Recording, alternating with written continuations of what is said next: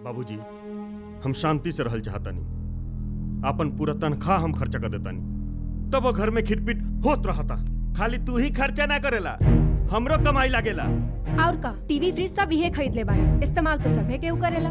जब मर्द लोग में फरियावल होता तो तू बीच में लबर लबर मत करा। भाभी के समझा दो भैया, हमनी को कोई बैठा के ना खिलावेला, जे रोब सब सन। बस बाबूजी, हमसे ना बर्दाश्त हुई लोग के बदतमीजी, हमके हमार हिस्सा दे। हमनियों के हमार हिस्सा चाहिए बाबूजी। हमनियों के भी लोग के शकल नहीं की देखल चाहत। अब तो शादी के बाद ही भेंट हुई डार्लिंग। अब इतना लंबा गैप अपडेट करे खातिर दिल के बैटरी तक चार्ज करे के पड़ी ना। तकाला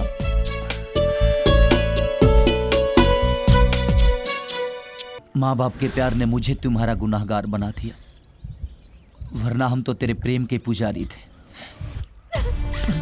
धोखे बाज हो तुम, बेवफा। याद रखना, अगर मेरा दिल तोड़ के तुम अपना संसार बसाओगे तो तुम्हारी खुशी में ऐसी आग लगेगी जो तुम कभी बुझा नहीं पाओगे। अब आग लगे या मेरी चिता जले, बेटे का फर्ज तो निभाऊंगा।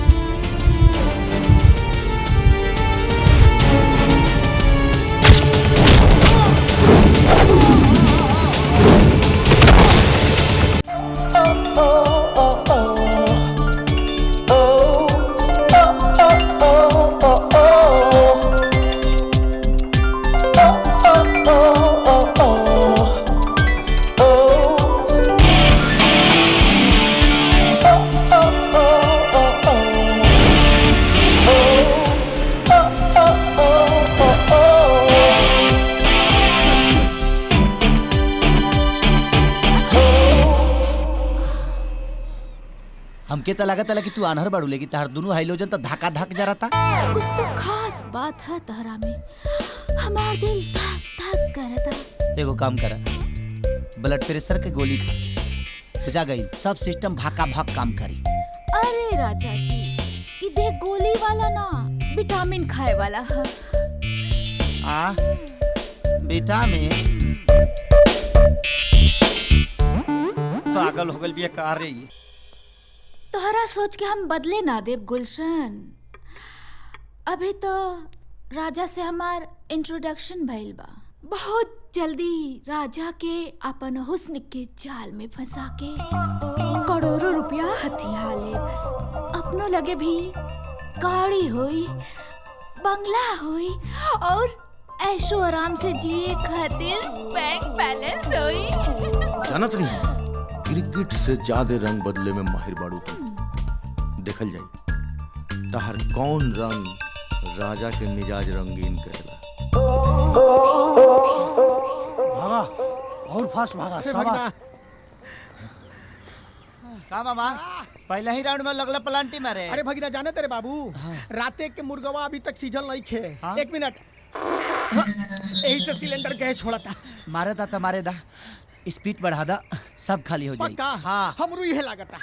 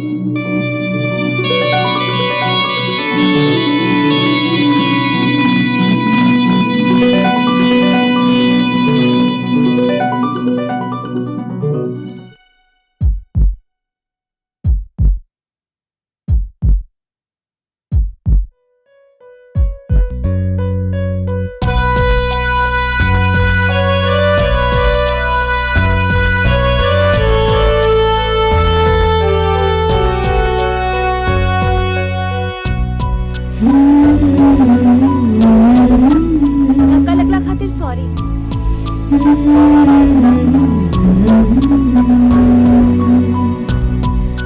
अरे यार, सॉरी बोल देनी ना, अब जा ना।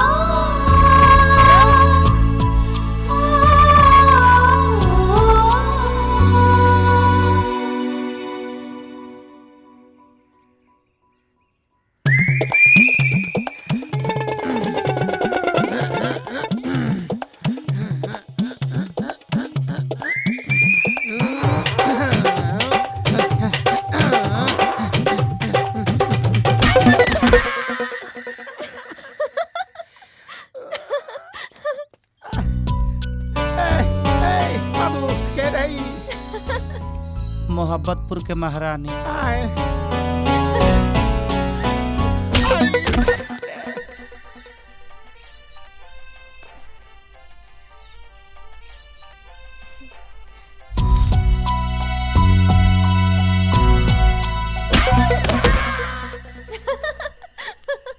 का हो रानी साहिबा, आज बड़ा गच लगतारू, जॉब मिल गई का? अरे कुछ ना, तब काहे हंसी के फुहारा छोड़ताड़ू?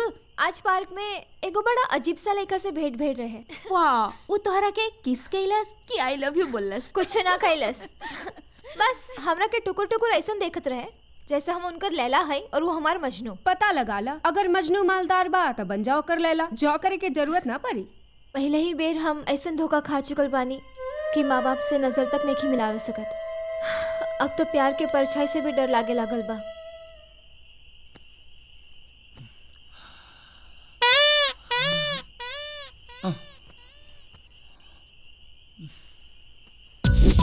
घरे सारे रे सा पगा,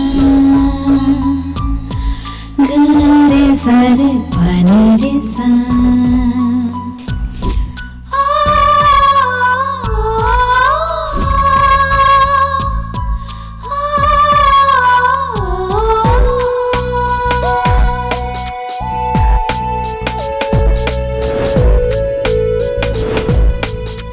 लागत आज तितलिया नाही काय।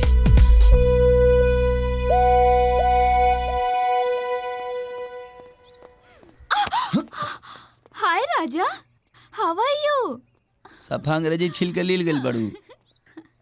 ओ सॉरी राजा, एक्चुअली हमके लागल कि तोहरा जैसन मर्द के दर्द ना होला। माने मरद माने का होला? ईटा पत्थर कि सरिया सीमेंट? अरे राजा जी, मर्द माने हा अट्रैक्शन, प्यार, हाँ।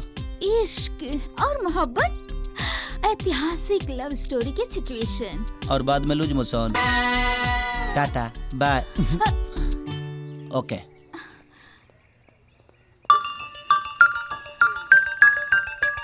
आखिर ये घोड़ा तुम्हें घास क्यों नहीं डालने दे रहा है?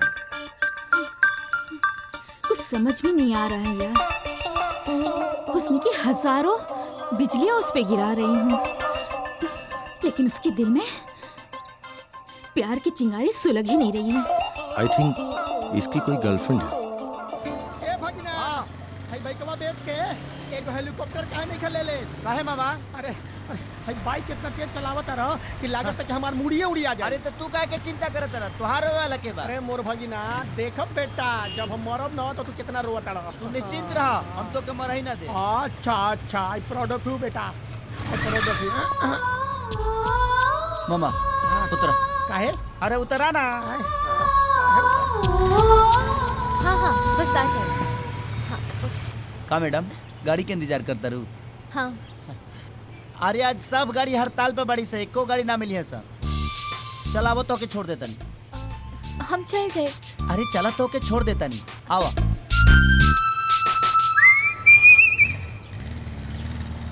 लागत आई लइका समाज सेवा के चक्कर में ई हमार मलाई मेवा निकाल दे।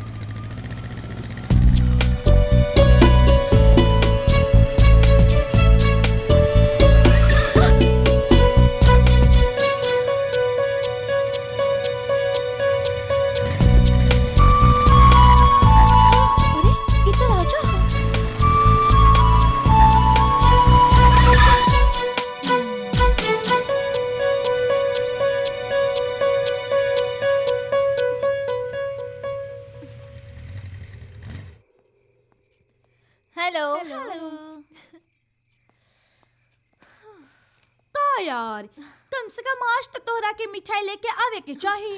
ओ कौन खुशी में? आशा हमने के सब बता देले बड़ी, राजा के कंस्ट्रक्शन कंपनी में तहरा के जॉब मिल गइल बा। कौन राजा? हमने के पट्टी मत पढ़ावा बेबी। उहे राजा के बात करत तनी सन जेकरा बाइक पे बैठ के तू रांची के दर्शन करत रहलू। ओ तो नहा धोआ के हमरा पीछे पड़ गइल बाड़न। अगर ऐसन बात बा डार्लिंग, प्रजा राजा के पीछे लाइफ सेट हो जाई तहार। तू तो ऐसन बोलो तारो जैसे वो प्रधानमंत्री के बेटा होवन। अरे पगली, रांची के मशहूर बिल्डर राजदेव सिंह के इकलौता बेटा हुवन राजा। तो तू लोग का हमके भिखारी के घर के बुझे तारो? हम मशहूर बिल्डर के बेटी है। तो फिर एजा का झाक मारा तारू? जा अपना बाबूजी के पास। अमीर बाप के बिगड़ी औलाद को हम बहुत अच्छी तरह से जानते हैं। उन लोग के बिस्तर अच्छे होते हैं लेकिन नियत नहीं। और मुझे राजा में कोई इंटरेस्ट नहीं है। ओ हेलो, तोहरा जैसा ना तमाम लड़की हथेली पे अपन दिल लेके ओकरा आगे पीछे भटकत रहेली सन, बाकी केहू के दिल ना दहलन। यदि हमार बात पर विश्वास ना होखे तो आजमा के देख लो, ओकरा से दोस्ती करके। बिल्कुल, जब वो तहरा के लिफ्ट दे देले बाड़े, तू अपन ऑफिस में जॉब जरूर दी है। ओके, कहाँ बा उनकर ऑफिस?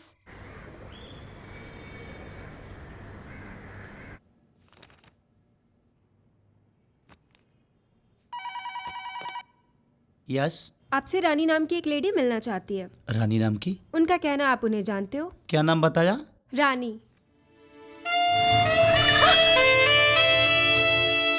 क्या करूं सर?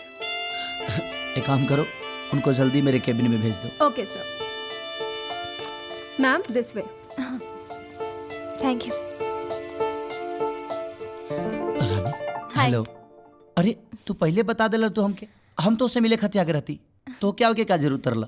अरे अच्छा, लेकिन हमारा नंबर भी तो तोरा लगे नहीं खे। बोलो तू कैसे? अच्छा ही बताओ कि चाय लेबू की कॉफी? सॉरी, बैठा।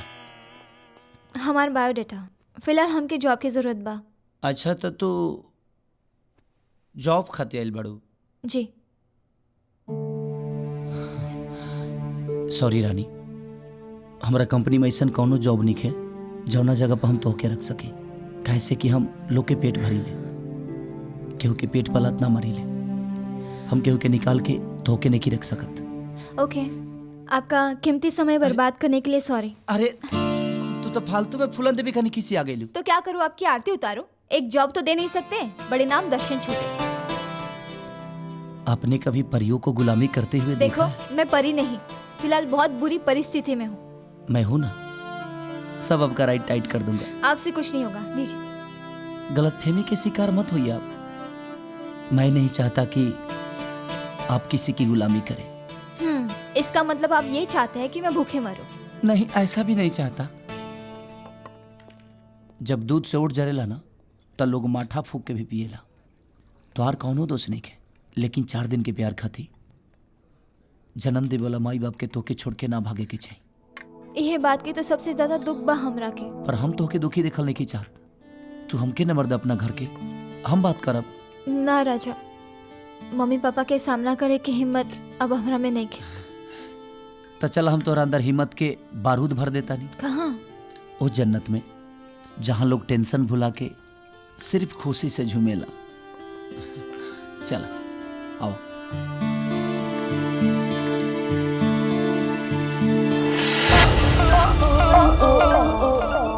अच्छा, तो ई लौंडिया हिया अपन राजा के गर्लफ्रेंड।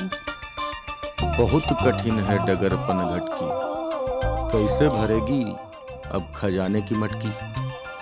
बी पॉजिटिव यार।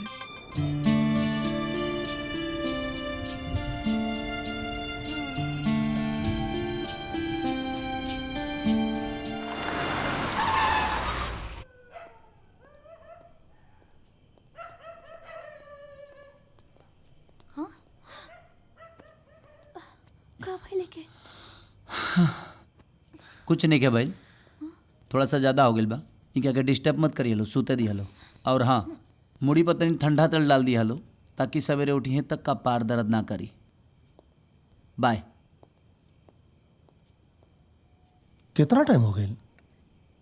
बउआ नहीं ने? राजा इतना लेट तक कबू न करत रहे। मंटू जी, कहाँ गए लो हैं? माय डियर जीजा, होई कोनो मीटिंग सीटिंग में बिजी, काहे चिंता करत नहीं रहो। ठीक बा, लेकिन बिना बतौले तो कबो ऐसा ना भइल रहे। आ जाई टाइम बागी। इला आ गइल ना। कहाँ रहा बेटा इतना देर? अब रहे दी ना, एक तो बेटा इतना देर से आइल हा, ऊपर से लगनी सवाल पूछे। आजा बेटा। अच्छा ना पूछ, खाना खा ला।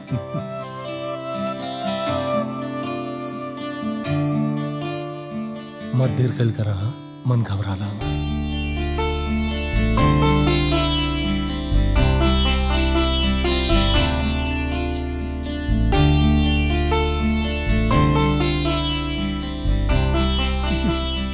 तू खाला खाए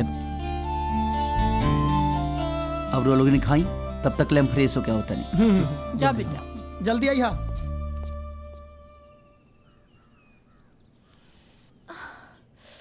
ओह गॉड।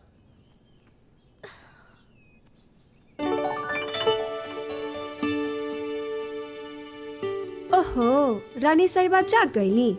कॉफी पीला।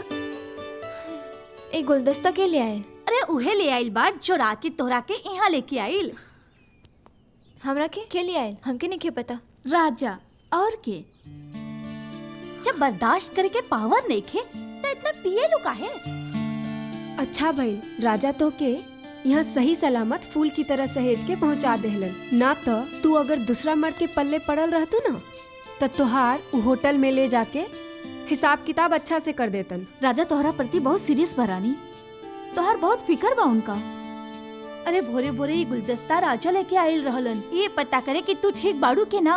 जब तहरा के जगावे के कहनी ना तब पता बा राजा का कहलन। हमरा वजह से कोनो डिस्टरबेंस ना होके के चाहिए। सुते दा हमार तितली रानी के। अरे जितना अच्छा राजा बाड़े उतना ही अच्छा तोहरा के नाम देले बाड़े, तितली रानी।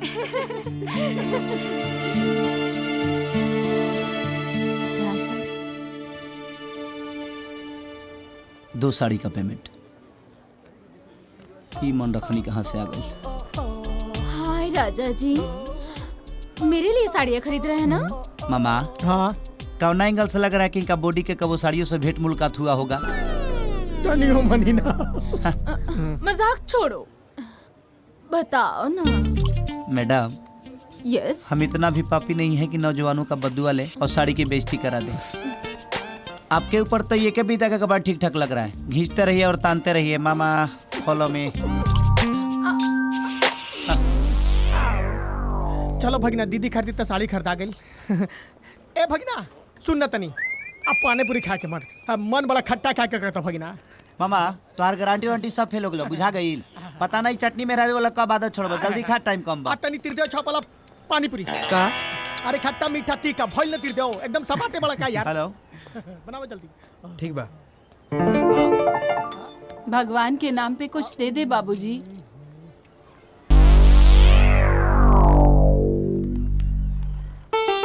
क्या है इसमें? साड़ी है। साड़ी? शायद हमरे माई से ज्यादा रउरा जरूरत बा। तुम्हारे जैसा मेरा भी बेटा रहता तो ये दिन देखना ना पड़ता। ले जाइए करके। अरे भगिना, इस साड़ी तो अपना माई खातिर ले रहा ना। हाँ, लेकिन शायद माई से ज्यादा इनके जरूरत बा। Good boy. राजा, मुझे कुछ बात करनी है। का बात बा? यहाँ नहीं, कहीं और। मामा तू घरे चल जी। हम आवता नहीं। चल। फिर लेकर चल गेली। अब का करी? मैटर सीरियस बुझाता। ये गुलशन बिना पता न कहाँ रह गई।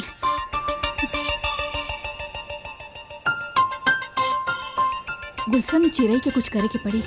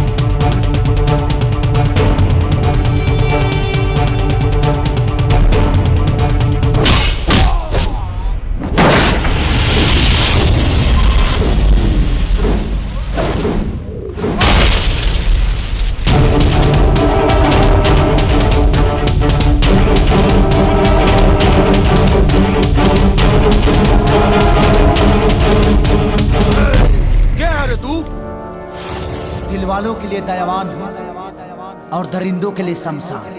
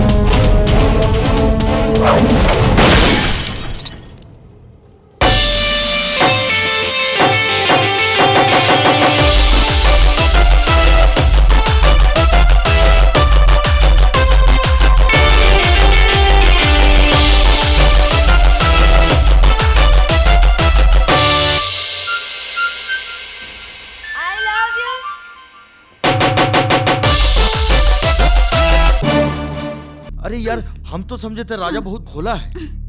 सर वह जहाँ जहाँ टच किया है पूरा जल गया है। तुम्हें तो मैंने लड़की उठाने के लिए बोला था ना। राजा से उलझना नहीं चाहिए था तुम्हें। हमें अभी सुलझन में पड़ना ही नहीं है। राजा का गुस्सा देखकर रानी से उसका प्रेम का टेम्परेचर समझ में आ गया मुझे। तुम्हारा कोई भी जादू उस पर चलने वाला नहीं है। अब क्या किया जाए फिर? करना क्या है, कोई करोड़पति रंडवा मुर्गा ढूंढना पड़ेगा। अब मुझसे ये सब नहीं होगा गुलशन। तुम मुझसे शादी करोगे या नहीं? बावली हो गई है क्या? नाक तक कर्जे में डूबा हुआ हूँ। कफन खरीदने का पैसा नहीं है और तुम्हारे लिए दुल्हन का जोड़ा कहाँ से लाऊं? तुम किसी लड़की के दूल्हा बनने के लायक ही नहीं हो। आज से तुम्हारा रास्ता अलग और मेरा रास्ता भी अलग। मैं तो जा रही हूँ अपने फ्रेंड के पास गोवा में।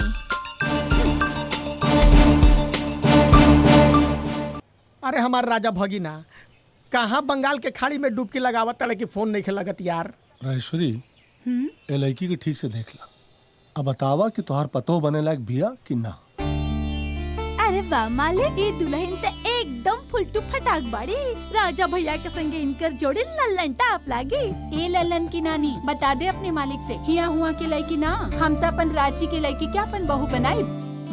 लागत है कि हमार भगिना के भगही टाइट होके से बच जाई। अरे महारानी पगलेटा बाड़ू का, ई लड़की राचिया के बिया। हमार बिजनेस पार्टनर बाड़ा ना कैलाश सिंह, उनकर बेटी है। तब तो ठीक बा। अब लागत है कि हमार साढ़ के खूटा से बंधाए से कोई न रोक सकी। ठीक बा, पक्का। चल, लड़की तोहरा के पसंद आ गई, अब तो एकर बिया राजे से हुई। हम कैलाश सिंह के फोन करके बुला लेता नहीं, ताकि शादी के दिन और तारीख धरा जाए। ए साराम, हाँ तू आके देख ला फोटो, तब बा ना हैप्पी मूड में अपना दीदी की इमली घोटाई बा। अरे हमरा देखला से का होई जीजा जी, जेकरा बियाह करे के बा ओकर देखल जरूरी बानू। ए सरऊ, तू हमार बेटा है, राजदेव का। हमरा मर्जी के खिलाफ ना जा सकेला। हम जहाँ कहब जौना लड़की से कहब। हमार बेटा आंख मूंद के बियाह कर। अरे बउआ आ गई। ए बेटा, तोरा खातिर एगो गुड न्यूज़ बा। अरे कौना सुंगड़ी में डुबकी मारत रहे बाबू, तार फोन ना लगत रहे। का भइल? बेटा, तोरा खातिर एक गुड न्यूज़ बा। बाबूजी, हमहू एगो गुड न्यूज सुनावे खातिर आइल बानी। तो ठीक, चला पहले तू अपन गुड न्यूज़ सुना था। बात ऐसन बा कि हम एगो लड़की से प्यार करेनी और ओकरे से ब्याह कल चाहतानी।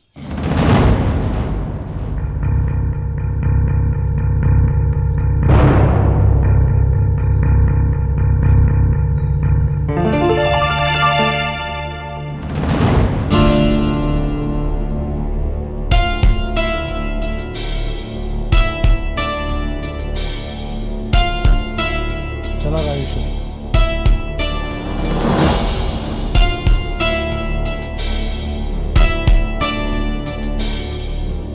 मामा, हम ऐसन का कह देनी कि मम्मी बाबूजी नाराज हो गइल। टेंशन नोट बेटा, ई केस उ हारल वकील के जैसन है ना, जे कोर्ट के बहरिए केस हार जाला। अब पानी में जिलेबी मत छनावा, साफ साफ बतावा का बात बा। साफ बात ई बा कि तहार बाबूजी बाड़े नु अपन कोनो दोस्त के लड़की से तहार ब्याह ठीक कैले रहन, आ दीदिया के भी लड़की पसंद रहे, बुझाइल। अब बीच में आके तू कह दिले कि हम दूसरा से ब्याह करम, यही से खिसियाल बाड़न।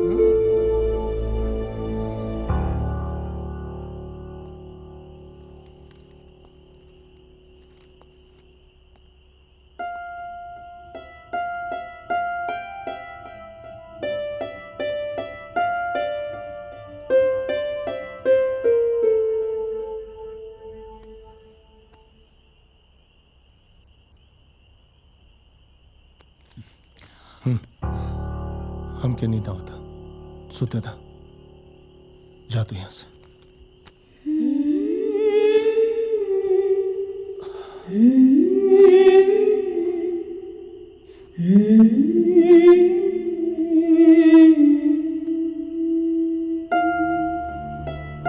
अरे मना कहीं नहीं ना, कदा नहीं ना, समझ में नहीं क्या आवत। जाके सोचा।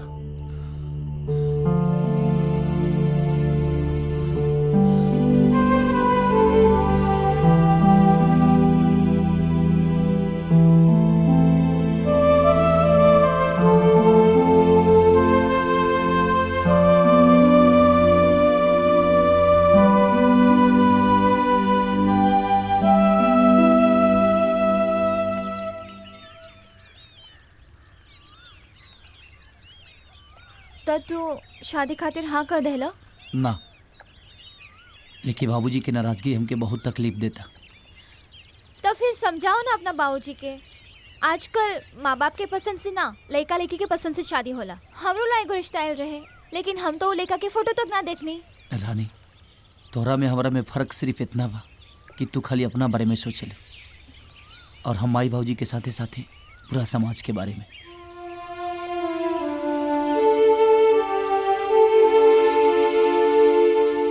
सुनी ना, राजा कबो कोनो तरह से राउर खिलाफ नहीं खे गई। हरदम एक अच्छा बेटा होके के फर्ज और कर्तव्य निभौले बा।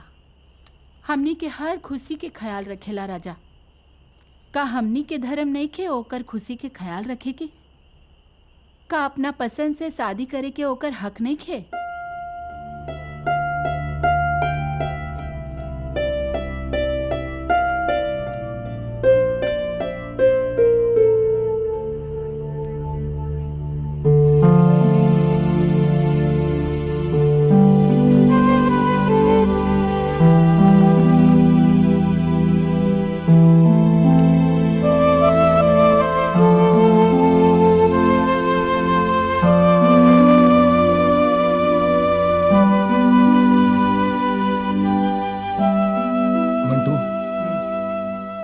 नाश्ता ऑफिस भिजवा दिया।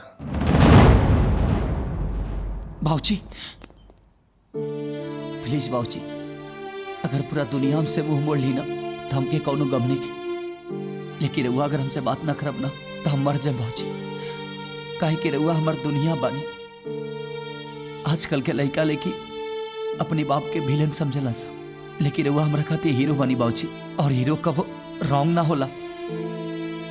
माई बाप के बात ना मान के अक्सर लोग गलती कर जाला और जिंदगी भर पछताला, लेकिन हम पछताइल नहीं की चाहत बाबूजी, नहीं की चाहत। कैसे कि ये जिंदगी रौरी अमानत है और ये अमानत के रौरा से ज्यादा केहू और सलामत नहीं के रख सका। वो लड़की से तो हम कुछ ही दिन से मिला था नहीं, लेकिन रौरा प्यार की जरूरत बा हमके बाबूजी। प्लीज बात करिए हमसे।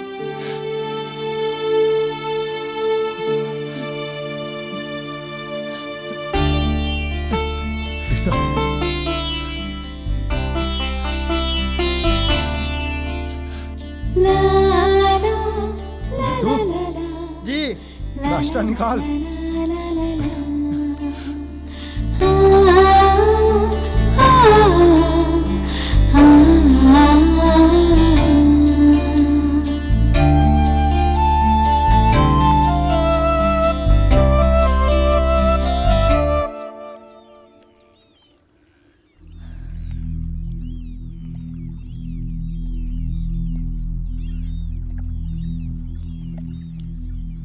हमके माफ कर धरानी।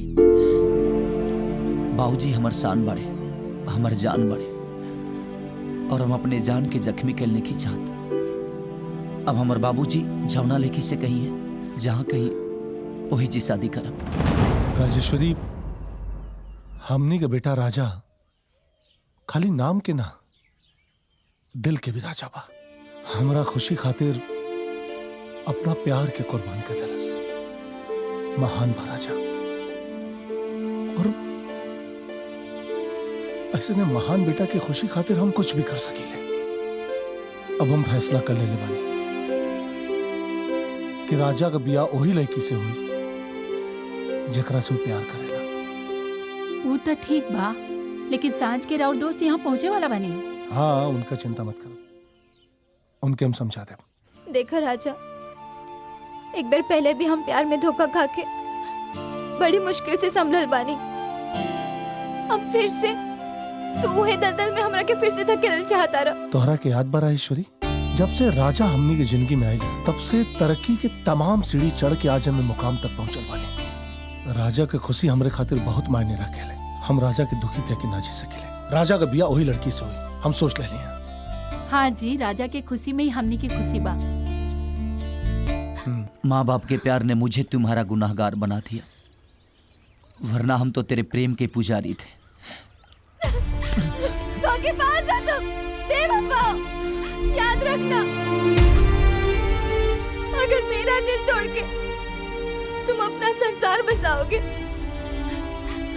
तो तुम्हारी खुशियों में ऐसी आग लगेगी जो तुम कभी बुझा नहीं पाओगे। अब आग लगे या मेरी चिता जले, बेटे का फर्ज तो निभाऊंगा।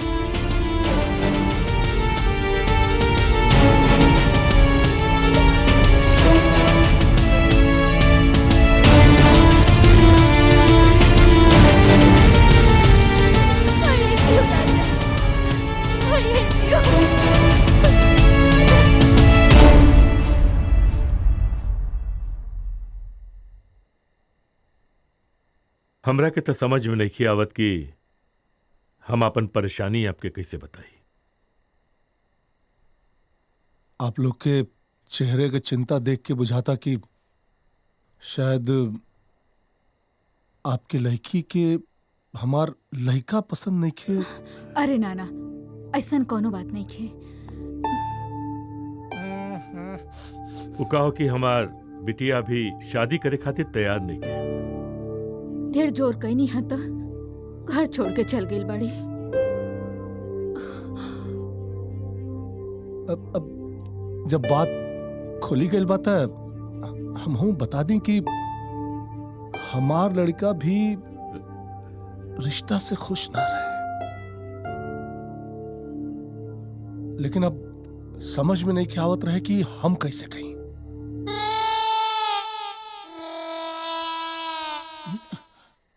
ये अच्छा भइल कि तुम बोल डाला, नहीं तब चला हम लोग। शायद भगवान ठीक है कैलन, नहीं तो दो जिंदगी बर्बाद हो जात। हाँ, हमरो परेशानी तब से यह रहे कि बढ़िया बल इतना उम्र हो गया, अकल बुद्धि नहीं है, दिमाग नहीं है, हमरे बगना मिला तो बिया के लिए।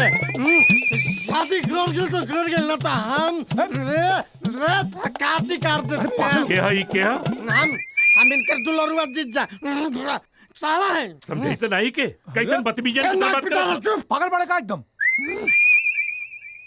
अंदर जो, अंदर जो। राजा! अभी कब? नो, नेवर! अब आउट ऑफ कंट्रोल हो चुकल बा। आई लव यू राजा। राजा, तेरा खुसट बाप कहाँ है? अरे मेरा बच्चा, आजा। आज पिया कर दियो सका। हाँ। उहो फेल तू फेल। तूने क्या सोचा था जालिम? हाँ। हम तुम्हें यूं छोड़ देंगे? ना। सच्चा प्यार किया है मैंने। हाँ। तूफान का भी रुख मोड़ देंगे। ई कब चढ़ा ले लू हो? हाँ।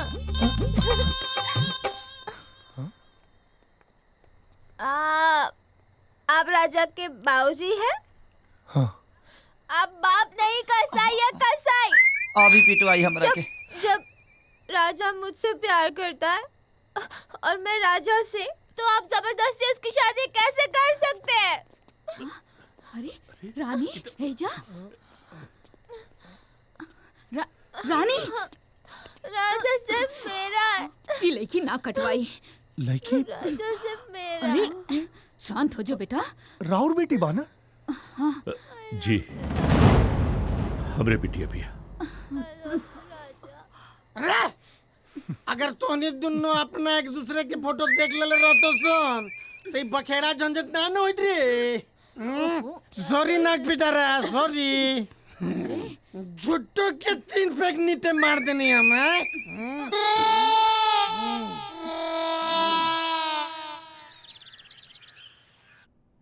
राजदेव बाबू, बिया यहाँ रांची से हुई कि पटना से? अरे महाराज, हमने लड़का वाला बने, जहाँ कहा बारात लेके पहुंच जाए भाई। लेकिन भाई साहब, ई गांव नगर के लोग के हमनी से बहुत उम्मीद रहेला। एगो तो हमार लइका बा, त शादी तो गांव से हुई। हाँ, इता। लेकिन ओकरा खातिर आपके 1 महीना पहले गाँव आवे के पड़ी। हमें कौन दिक्कत बा? आ जाइए हमने, कौनो दिक्कत नहीं के है? अरे रानी बिटिया कहाँ भी है? हम बुला के लाते हम नाक पिटा रहे जी। नाना करते प्यार तुम हमसे कर बैठे। काहे खखुआइल बड़ू जाले बुका हो, अरे हमर चिरई पराले बुका हो। अब तो शादी के बाद ही भेंट हुई डार्लिंग। अब इतना लंबा गैप अपडेट करे खातिर दिल के बैटरी तक चार्ज करे के पड़ी ना। तकाला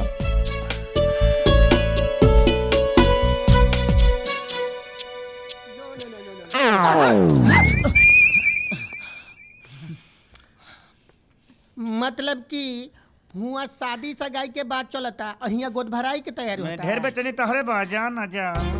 ए भगिना देख न रे, देख हमर बियाह नहीं के भइल तो बेचैनी ना होई। तो तन हमरो लग गइल। जाइबा आय जाता नहीं, ठीक बा, कोई मना नहीं के केवड़िया लगा ले। निपट के जल्दी आवा। आवा जल्दी।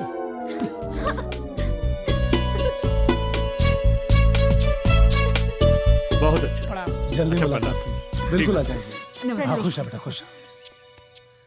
बाकी जैसे रोज दिन तारीख डेट हम रोक के बता दे। चला चला बेटा। नमस्कार बेटा आवा। प्रणाम। आओ बेटा। By by.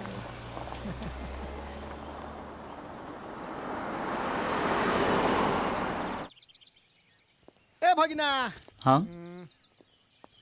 हई बिन बिया हले मोटरी गठरी लेके ससुरारी चल देला का आए एगो बात बताई मामा, का पहले से तहर पेट बोरा और दिमाग डोरा भइल जाता। तनी मनी हमरो लागता। खैर छोड़ा, हई राजा जी कहाँ खातिर कुछ करा तड़न। बोर्ड के मीटिंग खातिर दिल्ली जाता नहीं, तब तक ले तू बाउन बीटा पिया, दिमाग ब्राइट रही।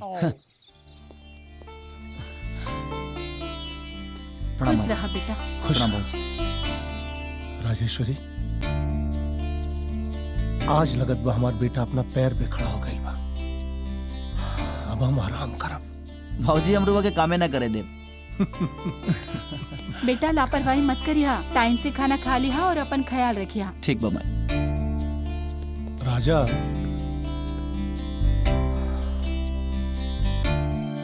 अपन ख्याल रखिए बेटा और जल्दी आ जाइए। रघु अपन ख्याल रखो बाबूजी, बिल्कुल चिंता मत करो, हम आ जाए।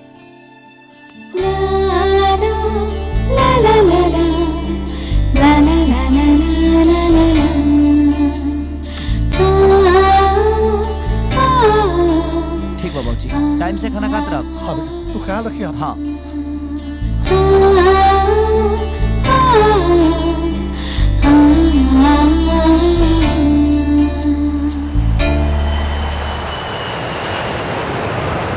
अरे तनी गनवा धीमे का दा सार साहब। हाँ बाबा। ए जी तनी बबुआ के फोन लगाई ना। हाँ रुक जा, लगाओ तनी।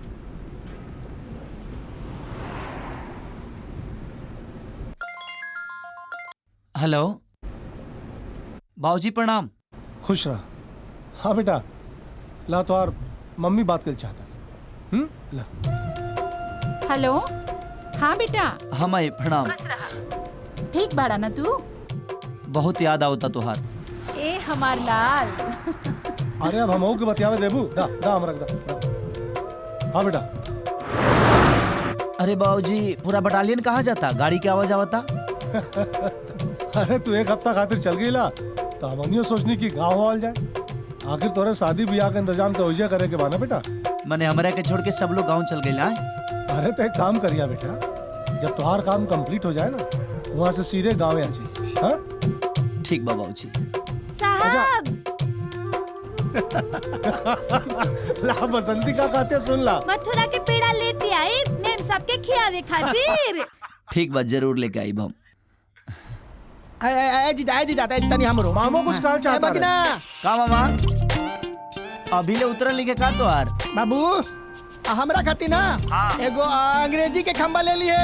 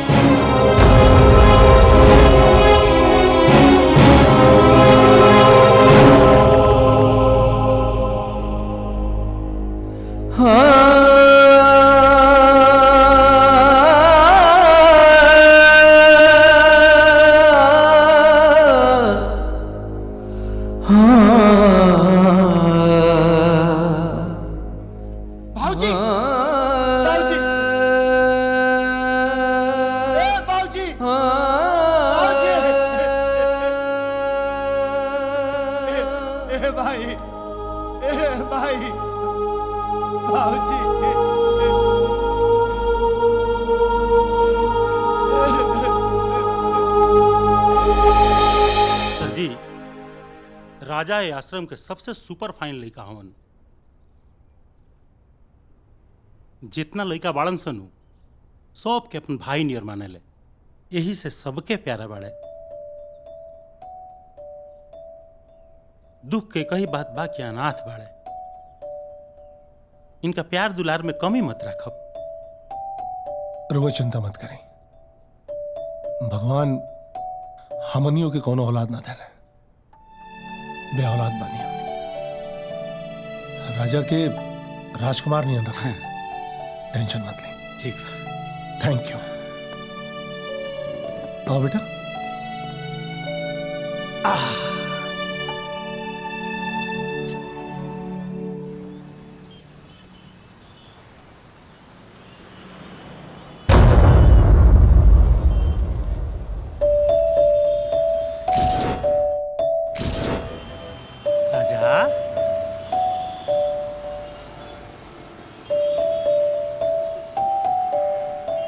बजरंगी चाचा। अरे कैसन बड़ा बाबू, कितना साल हो गए तारा से भेंट भइला। तार माही बाबू ठीक बालो नु? जेकर तोहरा ऐसन बेटा होके ओकरा कुछ होइए न सकेला। बजरंगी चाचा, हम फिर से अनाथ हो गए। अरे रोवत काहे बड़ा बाबू? अरे रोवत काहे बड़ा? हम बानी नु। चल चल चल चल, आवा बेटा, आवा।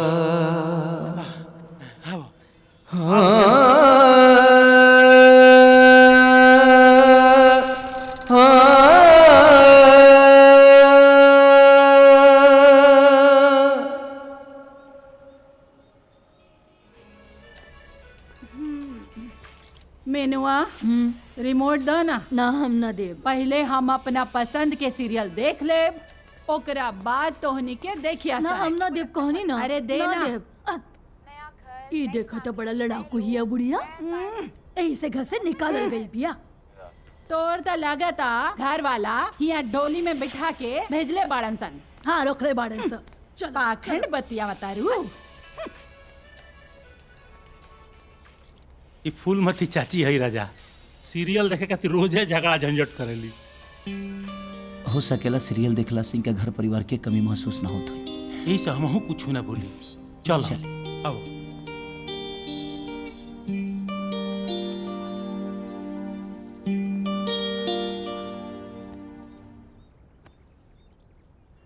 राजू जी पापा जी। 2 कप चाह ले आवो। लावत है। ये आश्रम में कितना लोग बा? 50-55 आदमी बाल है। जिंदगी संग ही बिताएंगे, ठीक है। अरे भाई ठीक है। राजा ये राजू हमन, ये आश्रम के किचन मंत्रालय इनके जी में बा। ए पापा जी, हाँ? ये अपन हित नात रिश्तेदार के हुए? अरे बुरबा की हमारे लड़का हवे। लड़का? हाँ। अरे नमस्ते भैया, नमस्ते नमस्ते। अरे रजवा, का चचा कितना बेर कहले बानी कि हमार चाय हमरा ग्लास में दिहल कर। सॉरी चचा। लेकिन दे हमके अपवित्र गल चाहता है। हाँ। ले ले कहीं पी। ठीक है। अरे भैया, डोंट चिंता, नॉट फिकर। यहाँ के पवित्र पंडित जी हैं। इनके देही केहू के देही से छुआ जाला ना, तो गंगा जल डार के अपना आप के पवित्र करे ले। 24 घंटा जार पार छुआ छत के चक्कर में परेशान रहे ले। और जितना देर पूजा करिए ना, बस उतने देर शांत रहिए बस।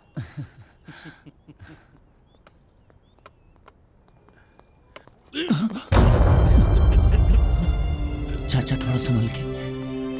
बाबू, ये सरदार चलावत चलावत खुद लाठी पर चले लगती।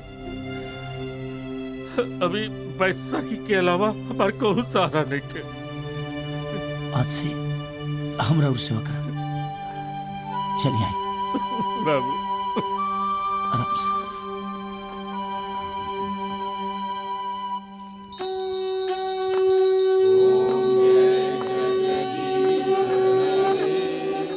स्वामी जय जगदीश हरे, भक्त जनों के संकट, भक्त जनों के संकट पल में दूर करे। ओम जय जगदीश हरे। मात पिता तुम मेरे, शरण कहूँ मैं किसकी, स्वामी शरण कहूँ मैं किसकी, तुम बिन और न दूजा।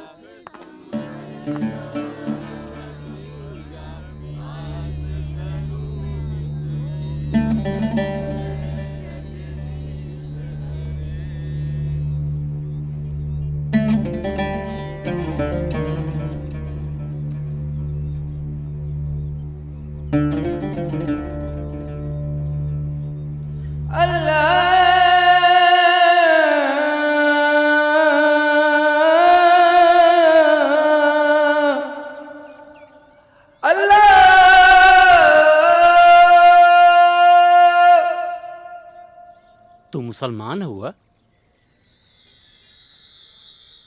जब ईश्वर अल्लाह एक है तो हिंदू कौन और मुसलमान कौन?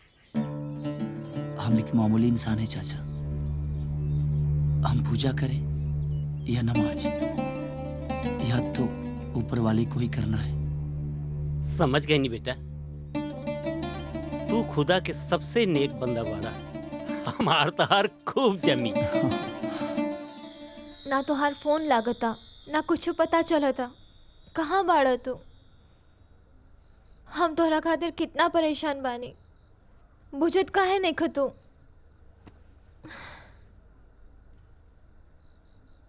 मेरे दिल को और ना तड़पाओ, वरना धड़कने रुक जाएगी। बस एक झलक दिखला दो, जान में जान आ जाएगी। ये लड़की कहीं भी सूत जाले। ए रानी, ए बाबू, रानी उठ बेटा, बेडरूम में चल के सो। चला था दूध पी के बेडरूम में सुता। ए राजा, गुड मॉर्निंग पापा। गुड मॉर्निंग बेटा, वेरी गुड मॉर्निंग।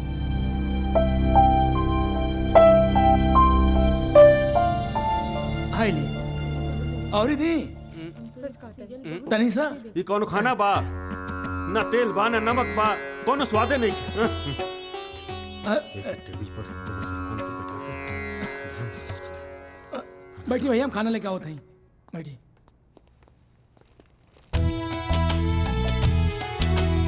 अरे भैया भैया भैया, अरे वो पंडित जी का जूठा हम ताजा लेके आओ थे। ऐसे भी बुजुर्ग के जूठा भगवान के प्रसाद के समान होला, और बहुत कम ऐसा लोगन के माँ बाप के जूठा नसीब होला। और ऐसे भी खाना के अनादर ना करे के चाहिए। रह दा बेटा। हाँ चाची, आओ थे। Good morning. Good morning. क्या बात है, ठीक है सब? हाँ भाई साहब। टीवी देख रहे हैं? हाँ जी भाई साहब। सबको गुड मॉर्निंग भाई। Good morning. राजा बेटा, ठीक बड़ा? जी। Good morning. Morning, good morning. Good morning, good morning. बहुत बढ़िया, बहुत बढ़िया।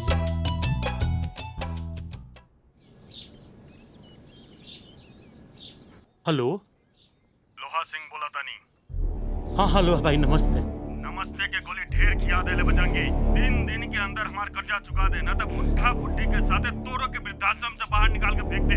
लोहा भाई, हमार बात, 1 मिनट हमार बात सुनिए ना लोहा भाई। चाचा जी। राजा बेटा, प्रणाम। बहुत तकलीफ होत बा। हमार सबसे प्यारा दोस्त हमरा के छोड़ के दुनिया से चल गई, और तू हमरा के कुछ बतौला तक ना बेटा। चाचा जी, हम केहू के कुछ बतावे की स्थिति में ना रहनी। लेकिन राजा बेटा, तू इतना दिन रहला कहाँ? वही जगह घरनिया जहाँ से हमके बाबूजी लेके आई रहनी। अब आज से एक कंपनी के रहुए संभाले के बाद, और हम वही जी रह। लेकिन बेटा, रानी बिटिया का हुई? कोनो अच्छा लड़का देख के शादी कर दे। अब हमके वही जी रहे के बाद जौन बाबूजी सपना देखले रहनी, वो लोग के साथ ही हमके जिंदगी बितावे के बाद वही जी रह के। तोरे बाबूजी का भी यह सपना रहे कि दुनिया में जेकर केहू नहीं खे ओकर उ सहारा बने, और यह भावना तोहरा भीतर बा। हमरा के आज बहुत गर्व होत बा अपने दोस्त पर कि ऐसा उच्च संस्कार तोहरा के दिलस। जैसन तोहार मर्जी। प्रणाम। खुश रहो।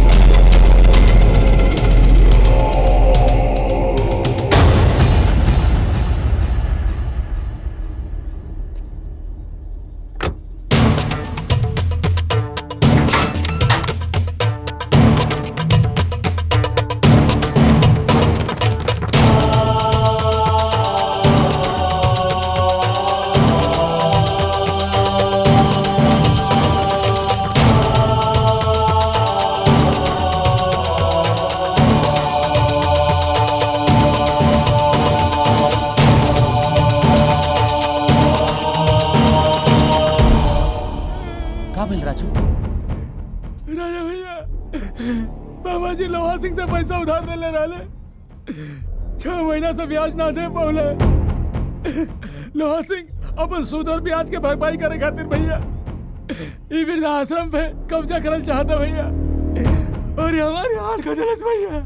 कुछ करा भैया, ना तो वृद्धाश्रम ना बची।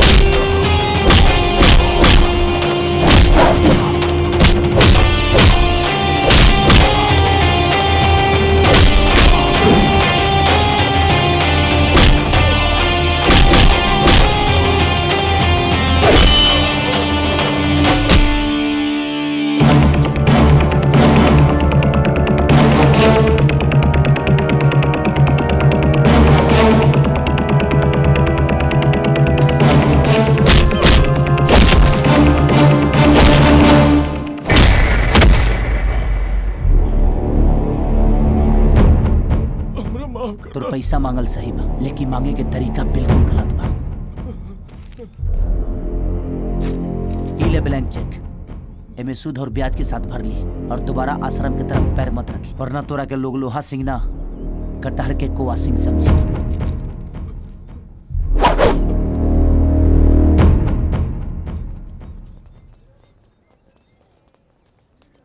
का बजरंगी चाचा, इतना बड़ा प्रॉब्लम हो गई तू हमके बतौला तक ना? का बताई बाबू, हम देखा तनी कि तू अपने इतना परेशान बाड़ो। बस करा, यही से सोचने है कि अब तारा के आज से ये वृद्धाश्रम के परेशानी हमार बा। हमरा जीते जी वृद्धाश्रम पर केहू आंख उठा के ना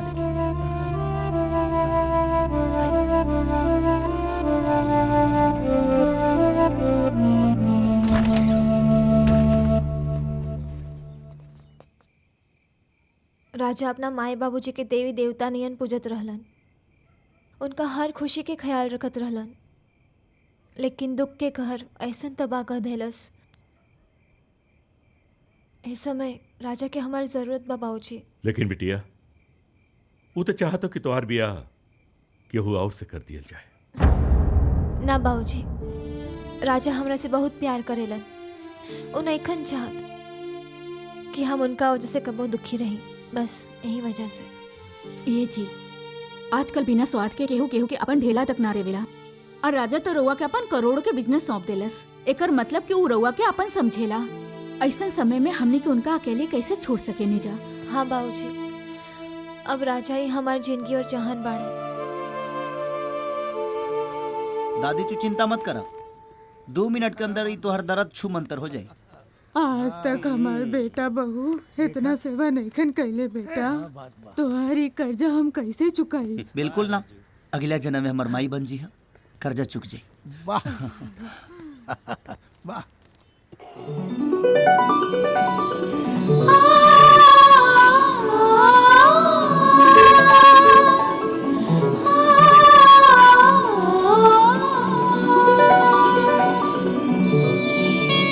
वृद्धाश्रम में सुंदरी लगा था इनको समय खराबे चलता, स्वर्ग के रास्ता भुला गए।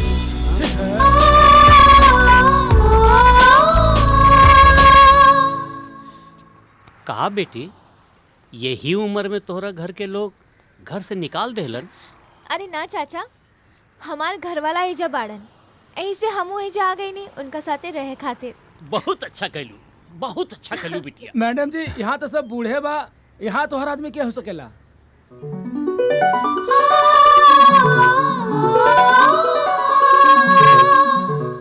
रानी तू यहाँ का करे बड़ू? तू का समझत रहला? तोरा कहला पे हम केहू और से शादी कर ले। करे के परी, इससे कि तू हमारा साथे खुश ना रह पाई। अभी है हमार घर और यहाँ के लोग बाग हमार परिवार बा। लेकिन हमार परिवार तो तू बाड़, हमार जिए के आधार तू बाड़। हम तोरा बगैर ना रह सके। रानी तू ऐसो आराम में पलल बड़ू, नाजुक बड़ू, तू ये माहौल में ना रह पाईबू। हमके तो तोहार दिल में रहे के बा। प्लीज रानी तू समझे की कोशिश करा। हमसे ज्यादा तोरा के समझे वाला बा। हम बहुत थक चुकल बानी, थोड़ा आराम कर चाहता नहीं। राजू। जी पापा जी। बबुनी के ले जाके उनकर कमरा दिखावा। ठीक है। बजरंगी चाचा यहाँ ना रह पाई है। हम एजा रहब। अच्छा ठीक बा, ठीक बा, तले आवे दो। और हम तोरा खानी सब लोगन के सेवा करब। चलो आओ बेटा, आओ। आई आई आई। बहुत अच्छा।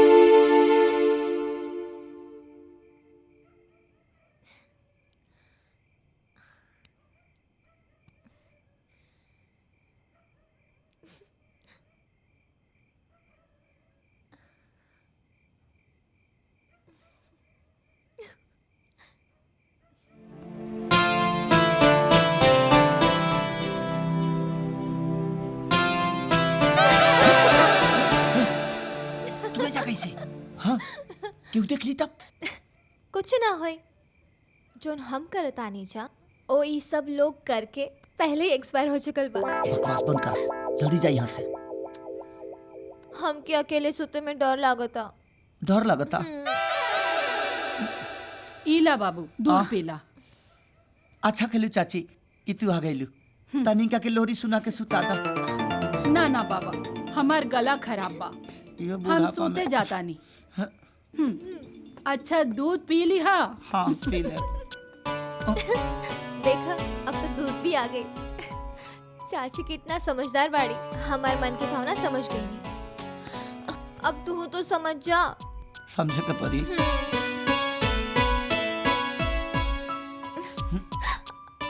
अरे हम इतना आगे भी ना सोच ले रानी।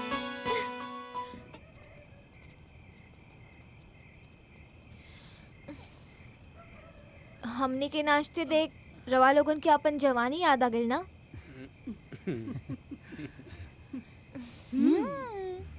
Very good.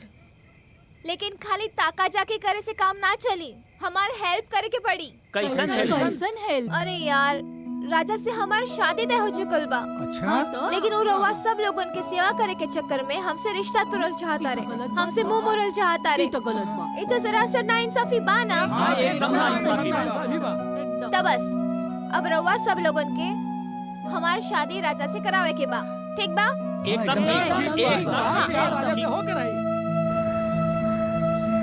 धीरे से सांस अंदर लीजिए।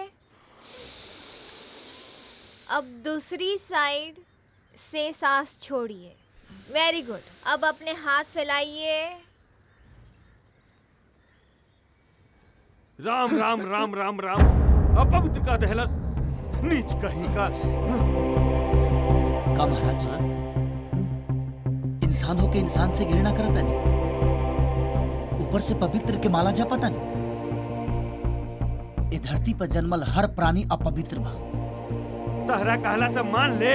सही बात बा। शरीर मरेला के आदमी शरीर तो हो गइल ना क्लियर। जौन अपवित्र बा उमर जाला, नष्ट हो जाला, और आत्मा हमेशा पवित्र रहेला। यही से ना उ कबो मरेला ना नष्ट होला। मन के गुमान छोड़ी महाराज, ये मन के पवित्र रखी, मन के। और मन पवित्र होला प्रेम से। जात पात ऊंच नीच के भ्रम हटा दी और ये दुनिया में रहे वाला हर इंसान से प्रेम करी। धर्म सिखावे। वाह रानी वाह, तू शरीर के मजबूत करे वाला योग सिखावेलू और राजा मन के आत्मा के शुद्ध करे वाला योग सिखा देला। आखिर चेला केकर हवन? जी गुरु आइन प्रणाम। चला बजरंगी चा।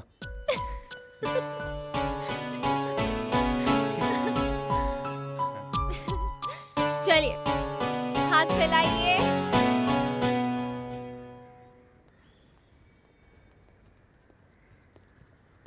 सही कहलू बहन, हम तो पहले ही कहत रहनी।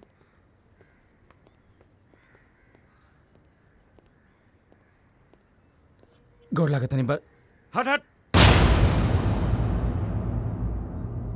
छुइए मत, भ्रष्ट हो चुकल बारे ते। हम राहुल खून बानी बाबूजी, पंडित पवित्रानंद के बेटा। तो हम भ्रष्ट कैसे हो गए नहीं बाबूजी?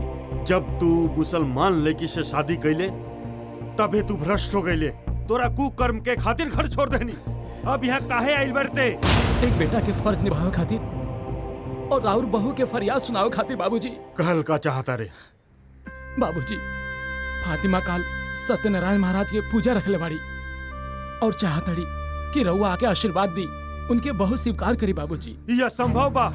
हम ऊ नीच के कबो अपन बहू ना मानब और ना ऊ घर में बैर रखम जहाँ ऊ डेरा जमौले दिया। हाईली हाँ ठीक है। हाँ। जो जा यहाँ से। बाबूजी बाबूजी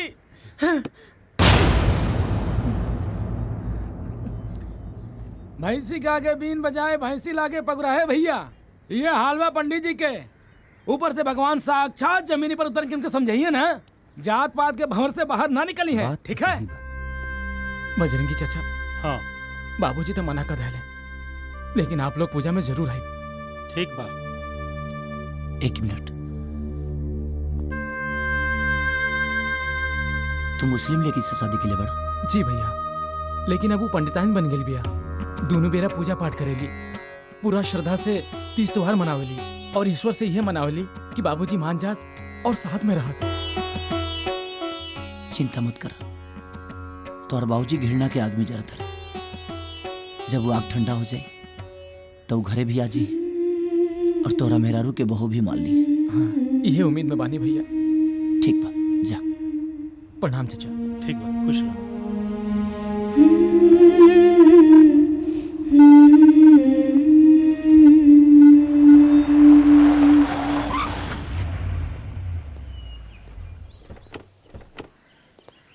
प्रणाम राजा भैया। प्रणाम। बड़ा लालसा लागा है कि बाबूजी भी आप लोगन के साथ नहीं हैं, लेकिन शायद हम और हमार पत्नी के किस्मतें ही अभागा बा। अरे यार, तू अपने आप के काहे के दोषी ठहरा होता? हाँ, गलती तोहार ना, तोहरा बाबूजी के बा। जही उनका समझ में आ जाए वो खुदे आ जी। तू अपन धर्म निभावा। आवा चलिए।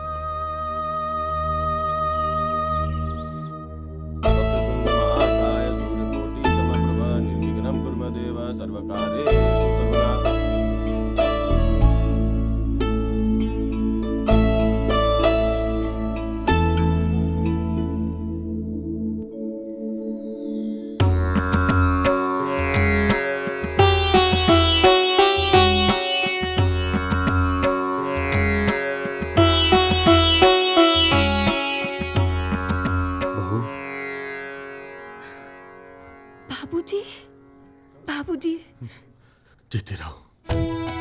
सुना तानी जी। हाँ का भाई? अरे बाबूजी आ गए। बाबूजी तू आ गए बाबूजी। बाबूजी आज हम बहुत खुश बानी बाबूजी। बाबूजी चल राजा, घर आते रहना। जी धन्यवाद भैया। नून रोटी खाएंगे, जिंदगी यहीं बिताएंगे। ठीक है? ठीक बा।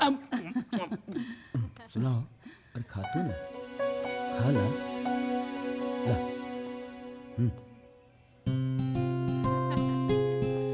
चाची पता ना काहे आज कुछ अच्छा ही नहीं खिलागत। आज तहार हीरो ना आइलन ना, एही खातिर तोहरा बोरिंग लागता। अरे वाह चाची, तू तो एकदम सेक्सी अंग्रेजी बोलो तारो। अरे सीरियल देख देख के सिखले बानी। अच्छा पर चाची हमार शुभ विवाह के सीरियल कब बनी? राजा तो हमके भावे नहीं खिदेत। राजा के अगर अपना में सटावल चाहता रू तो तोहरा ऐसन काम करे के पड़ी कि आश्रम के सब लोग अपन अपन परिवार से मिल जाएं, वृद्धाश्रम खाली हो जाए और तोहार गृहस्थ आश्रम शुरू। अरे वाह चाची, तू तो एकदम फाड़ू आइडिया देले बाड़ू। तू तो एकदम मल्टी टैलेंटेड बाड़ू। हाय देखा, तहार सुपर हीरो आ गइलन। चाची अब देखा देखी बहुत हो गई, अब दिमाग सिर्फ टारगेट पे लगावे के पड़ी। पर हम सोचे तानी के शिकार हम तो रखे बनाई। हाँ, हमका भेड़ बकरी बानी जे हमार शिकार करबू। ए रानी, चाची के काहे डराव तारू? एक मिनट चाची, तू हमरा के ई बताओ कि तू अपना घर परिवार से दूर यहाँ काहे बाड़ू? देखा बबुनी, हमार पतोहू बड़ा हाई फाई अंग्रेजी बोले लिया और हम ठहरनी गवार अनपढ़। दादी दादी एक कहानी सुनाइए ना। अरे बेटा कहानी सुनबा? सुना। एगो राजा रहे। What is this, Surya? What's going on? तुम इस गंवार औरत के साथ यहाँ पे बैठकर अपना टाइम वेस्ट क्यों कर रहे हो? हाँ? इन लोगों को भोजपुरी के अलावा और कोई लैंग्वेज आती है क्या? अगर इन लोगों के साथ तुम रहोगे ना तो बिल्कुल गोबर गणेश बन के रह जाओगे, समझे? Come on, get up I say. Go and do your homework. Listen to me, किशोर। इस घर में ना या तो मैं रहूंगी या तो तुम्हारी ये माँ। दिमाग खराब करके रखा है सबने मिलकर मेरा।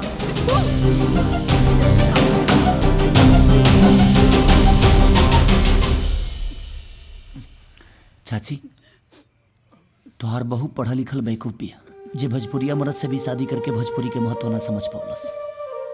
अरे भोजपुरी में तो बहुत शब्द बा, लेकिन अंग्रेजी में मात्र 26 गो होला।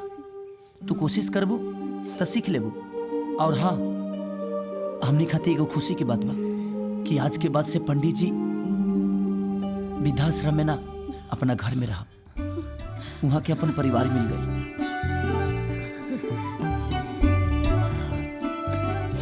वो भी ना अंग्रेजी बोल ले।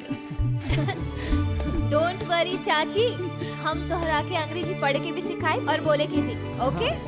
हाँ बिल्कुल सही मास्टर बड़ी तो रखा थी चाची। ओ हेलो, फ्री में ना सिखाए, फीस लागी। कितना? तोहार पूरा 7 जन्म। मतलब तो होके हमसे शादी करे के पड़ी। करे के पड़ी ना, बताई लो। A for apple. Apple. B for ball. Answer vital about to. My name is Chachi. चाची। रुकी, मेरे हॉर्लिक्स पे। का भाई? तने चैन के साथ त लेवे दे। अरे तू तो एकदम आहुन फुटले बाड़ू। अच्छा, जल्दी आओ। जितना जल्दी तू इंग्लिश पढ़े लगो, उतना जल्दी हमारा सगाई हो जाए। I know. I am not going to the dance. The shouted just. She shouted. Oh, she shouted. अच्छा चाची, हमरा के अच्छा हमरा के बतावा एकरा के अंग्रेजी में कहा कहल जाला? दिस इज फ्लावर्स। फ्लावर्स। और एकरा के? Flowers pot. वाह चाची। अच्छा हमके ही बतावा ई का लिखल बा? POWER मतलब पावर। पावर। पावर मतलब? पावर मतलब अरे ओ राजा जी देखा चाची अंग्रेजी बोले के सीख लेनी। अरे वाह चाची, ये तो बहुत खुशी की बात बा। हाँ अब इस खुशी के मौके पर अब सगाई भी हो ही जाए के चाहिए का? रवा लोग के का विचार बा? यही लगन में ब्याह हुई। ठीक बा, तो अपने माई बाबूजी की यही जी बुला ला, कैसे की सगाई यही जी हो।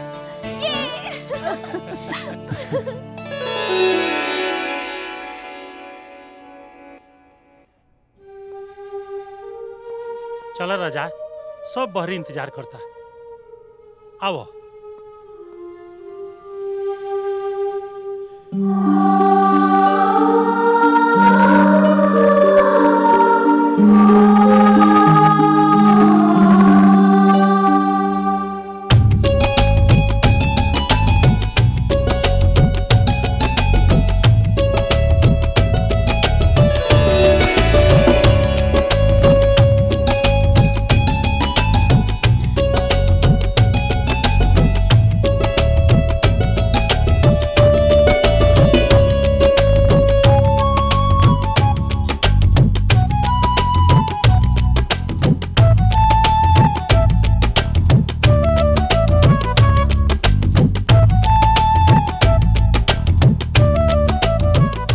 माता पिता के बोलवाई, मुहूर्त के समय हो गइल बा।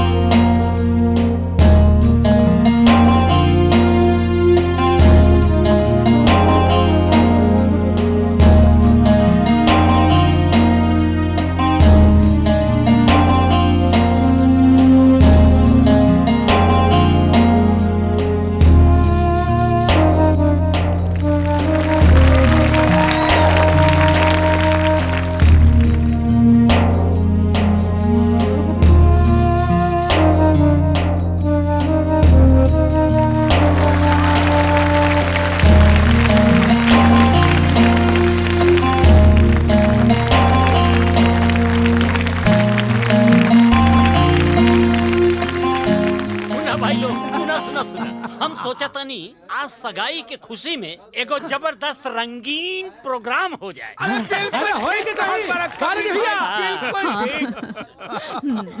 राजा भैया सुनो सुनो सुनो, हमनी के कौन जन्नत के सैर कराई? सब लोग खाना खाइल हा? खा ले ली बेटा, खा लेनी।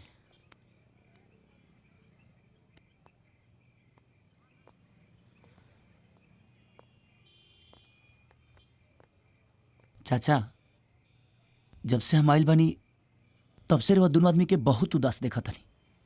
आज पिकनिक पॉइंट पर भी रो लगन उदास रहनी। आखिर बात का बा? जेकर परिवार उजड़ गए होखे बेटा, ओकर आंखी से नींद और दिल से सुकून उड़ जाला।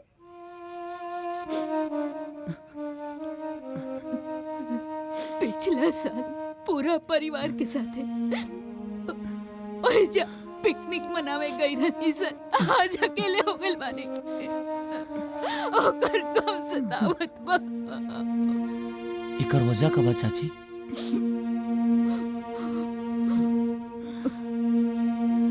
बेटा, बाबूजी, हम शांति से रहल चाहतानी। अपन पूरा तनख्वाह हम खर्चा कर देतानी, तब वो घर में खिटपिट होत रहता। खाली तू ही खर्चा ना करेला, हमरो कमाई लागेला। और का टीवी फ्रिज सब इहे खरीद ले बानी, इस्तेमाल तो सभे केहू करेला। जब मर्द लोग में फरियावल होता तो तू बीच में लबर लबर मत करा।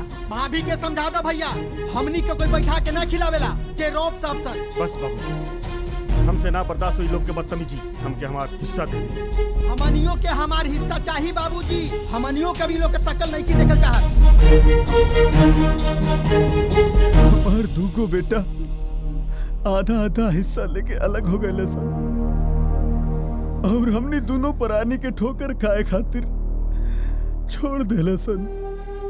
अगर ये आश्रम के सहारा ना मिलत तो कब के मार बिला गई होती जा। चाचा हुई है वही जो राम रची रखा। चिंता मत करी लो, सब ठीक हो जाए।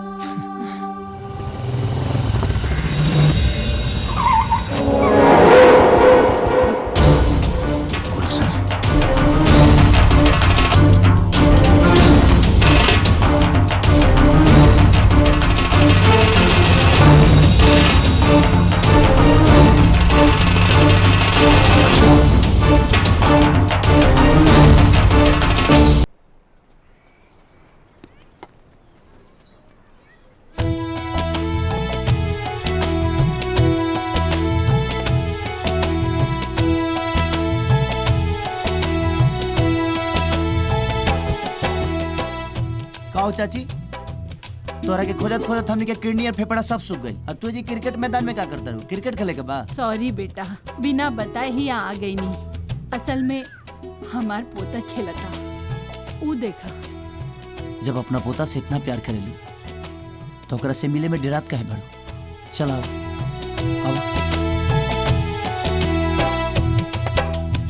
दादी। सूर्या दादी।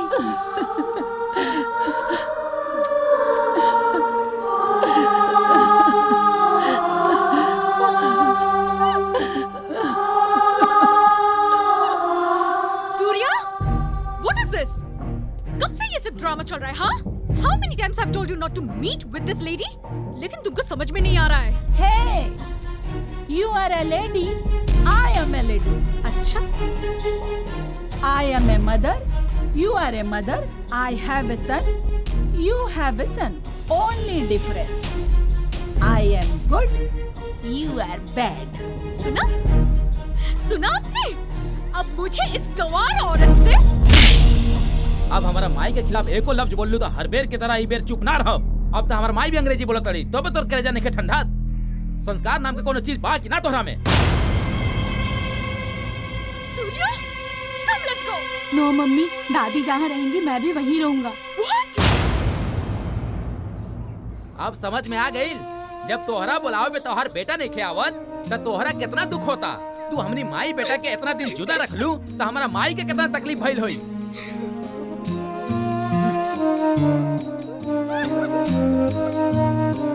माई चला माई, अब घर चला। अब हमनी के कबल जुदा ना होखल जाए माई। बेटा आज तू साबित कर देला कि तू हमार बेटा हवा। चला माई घर चला, अब कबो ऐसा ना होए। ठीक बच्चा छी, अब तो तोरा परिवार भी मिल गई। राजा बेटा तू अपन ख्याल रखिया। और तू अपन ख्याल रखिया, ठीक बा?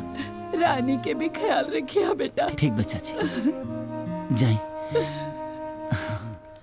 राजा, कबीर चाचा की तबीयत बहुत खराब बा, जल्दी चलो। रानी, अचानक कबीर चाचा के का हो गई? चाचा जुमा की नमाज पढ़े खातिर मस्जिद गए रहनी, और जब वापस आई नहीं पता ना कैसे चक्कर खा के गिर गई नहीं। वो कहा ना राजा भैया, चाचा के बहुत दिन से हार्ट के प्रॉब्लम बा। ए डॉक्टर साहब, कंडीशन क्वेश्चन बा यहाँ के? इनकर बहुत स्थिति खराब बा, जल्दी से इनकर घर वाला के बुला के भेंट करा दीजा। इनकर बच्चे के बहुत कम उम्मीद बा। हे बाबू, इनका तैयार है लड़का बा रहमान, और वो परिवार के साथ दुबई में रहेला। तो बात करी ना चाचा। हाँ चलो, नंबर देते नहीं। नंबर चलो, अब अब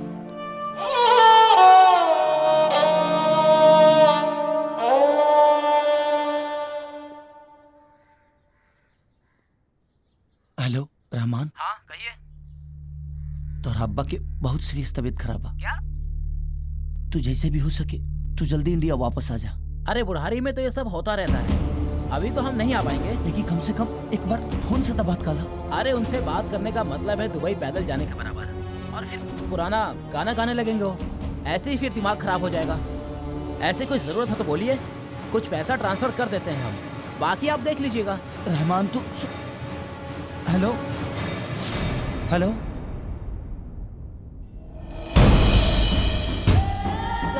राजा की बुलाओ जल्दी।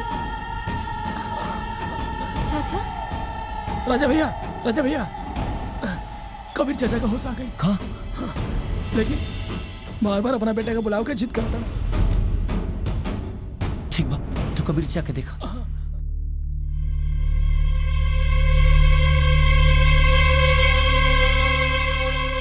राजा बेटा,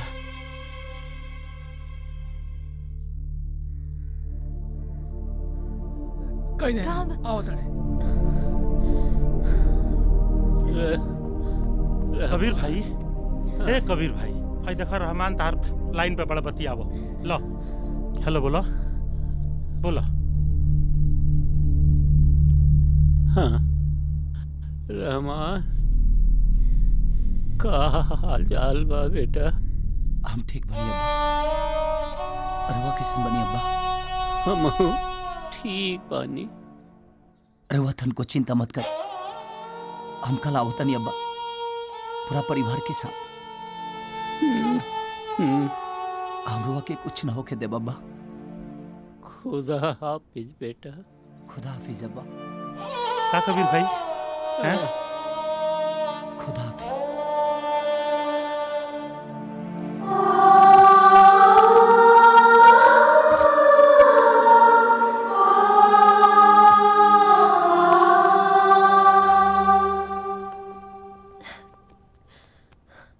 कबीर चाचा, रहमान से बात भइला ना? बेटा हम जाना तानी, वो अल्फाज भले हमरे बेटा के रहे, बाकी फोन पे तू ही हमसे बतियावत रहला। बेटा तोरा सांस से हम पहचान गईनी। वो हरामखोर हमरा से ना बात करे चाहत, कोनो बात ना, लेकिन तू हमके सुकून देवे के प्रयास कैला, ये बहुत बा। ना मुराद के तो हम ही बतावल चाहत रही कि हम एजा बहुत खुशी से मरतानी बेटा। तो फिर रोत काहे बनी चाचा? हम तो कम वक्त खातिर रोवतनी बेटा। वो कर गुजारा कैसे हुई आश्रम में बेटा? ये 70 साल की उम्र में कुछ दिन हम खुशी से जियल बानी।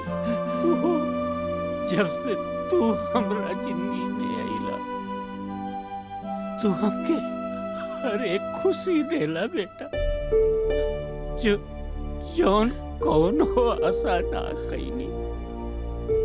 वो जिंदगी तू देला हमके, खुदा बन के आइला हमरा जीवन में। तू हमरा बेटा से बढ़ के बाड़ा बेटा। हम अगर तुम्हारा जन्म लेनी तो हम तोहार बेटा बन के आए।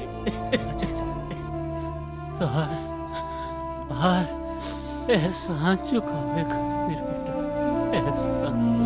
डॉक्टर! कबीर चाचा! चाचा! कबीर चाचा!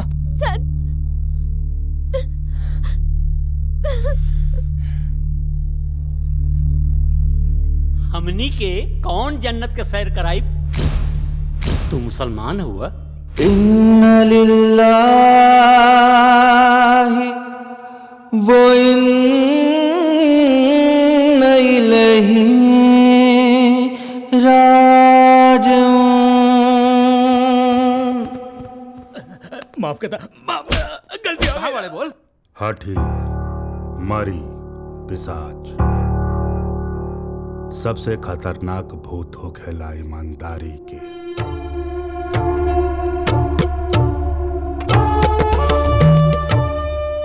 हमरा बाबूजी के सबसे वफादार आदमी हवन। एकरा पर तोर जादू ना चली, छोड़ दे। एकरा पर हमार जादू चली।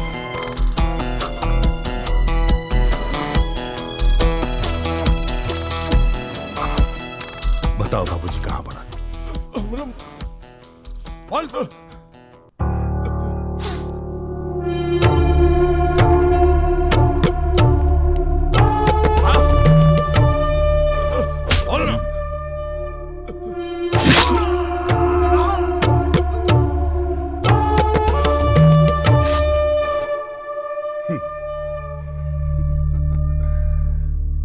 कर्जा लेके खरीद ले बानी ये एप्पल, ज्ञान ना होके तब काहे खातिर तक करोड़पति बाप के लइका है हम, लेकिन एगो एप्पल खरीदे का औकात नहीं थे। जानता रे काहे? हमारे बाबूजी अपन प्रॉपर्टी हमारा नाम लिखन करल चाहत, प्रॉपर्टी के पेपर लेके भाग गए बाड़ा। जब तक ये प्रॉपर्टी के पेपर हमरा हाथ ना लगी तब तक हमरा भिखमंगा के जिंदगी जिए के पड़ी। ए भाई एगो एप्पल दे दे ना भगवान के नाम पे। ए भाई एगो एप्पल दे दे ना भगवान के नाम पे। ए भाई एगो एप्पल दे ना भगवान के नाम पे। ए बाबा दे ना रे। नवाब बन के रहे के शौक बा हमार। सुन तू बता, तोरा अपाहिज बन के रहे के बा कि लाश बन के रहे के बा? बोल। भैया जी और बाबूजी के पता चल गल। भैया जी का कहले? बाबूजी के पता चल गई। बाबूजी वृद्धाश्रम में छुप के बैठल बनी। बाबूजी के पता चल गई, बाबूजी के पता चल गई। बाबूजी वृद्धाश्रम में बाड़न। सुन तू जल्दी जो। जी भैया। एगो बात याद रखी, दुश्मन बाप जहरीला सांप से भी खतरनाक हो गया। जरूरत पड़े ना ओकर मुंडी कोच दिए, लेकिन प्रॉपर्टी के पेपर लेके आई। जाते भैया। जो जो जो जो जो बाबूजी के पता चल गई, बाबूजी के पता चल गई। अब जो तोरा के माफ कर देनी। जो जो जो जो, जो।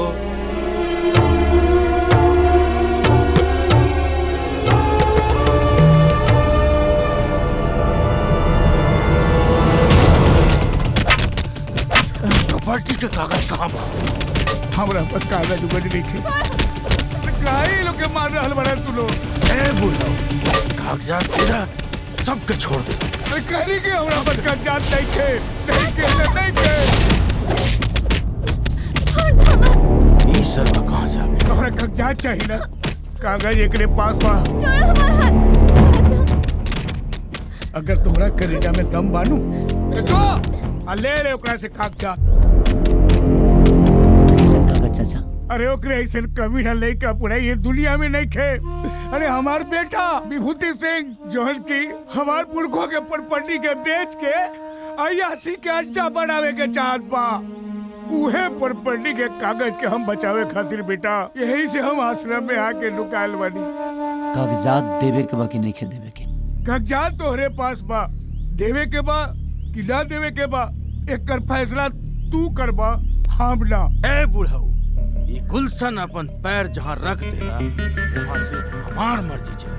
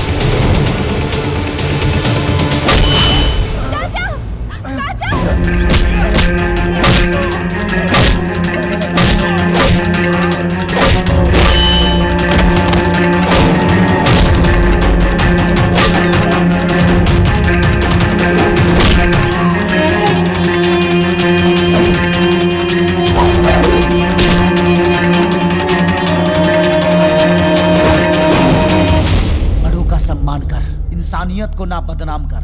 अगर बड़े बुजुर्गों को सताएगा तो नरक में भी जगह नहीं पाएगा।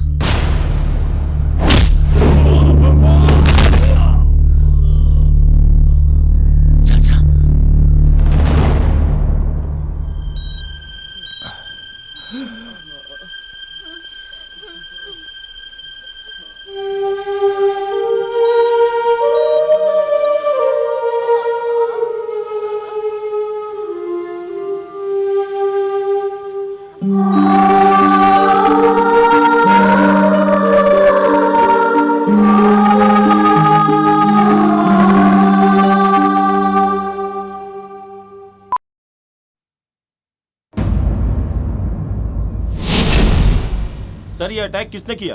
आपको क्या लगता है इस घटना के पीछे किसका हाथ है? ये कोई आपसी रंजिश है क्या? जवाब दीजिए सर।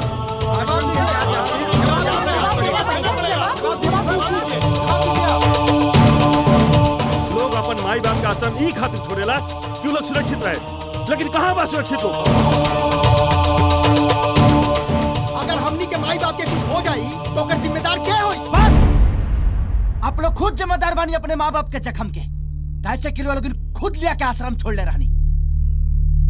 जब वो लोग ठीक रहे तो एको बेर भेंट करे काहे ना नहीं लो।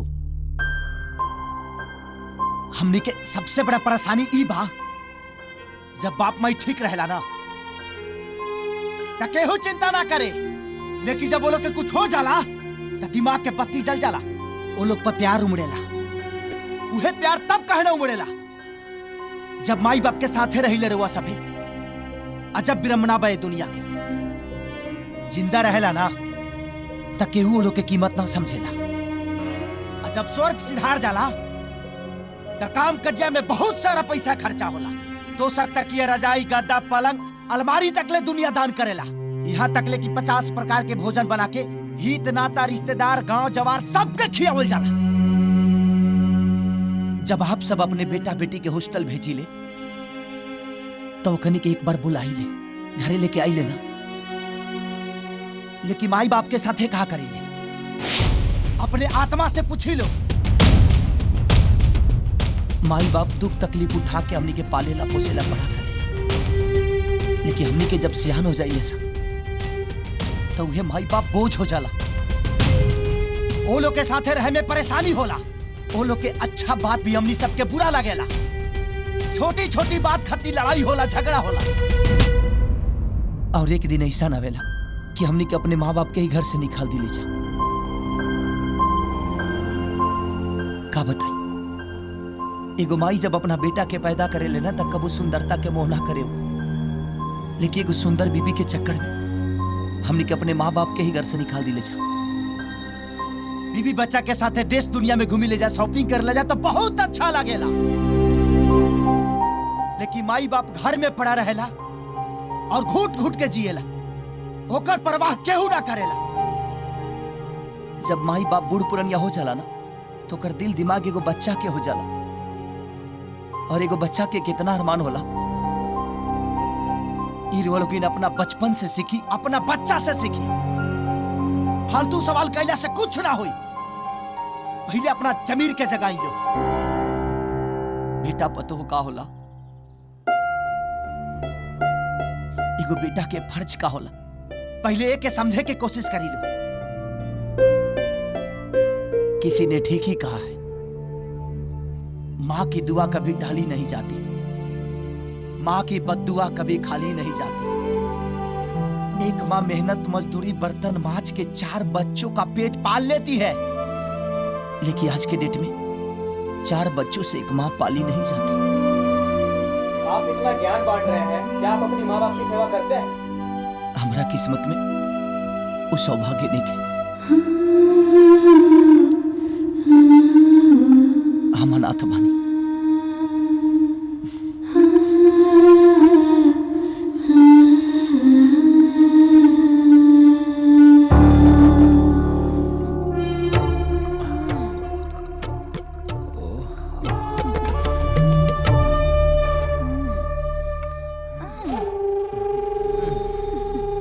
P low.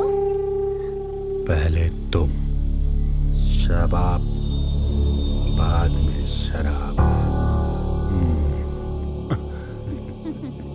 शराब से ज्यादा नशा तोहरा में पा। भैया